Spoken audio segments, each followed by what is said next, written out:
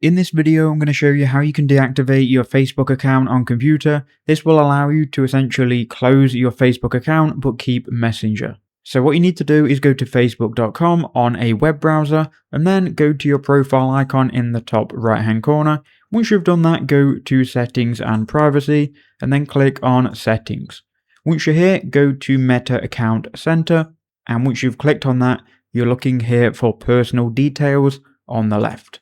Once you've clicked here, go to account ownership and control, and then go to deactivation or deletion, then click the account you want to deactivate, and here we can choose deactivate account. Deactivating your account is temporary. Your account will be deactivated, everything will be removed, but you will still be able to use Messenger. So go ahead and continue.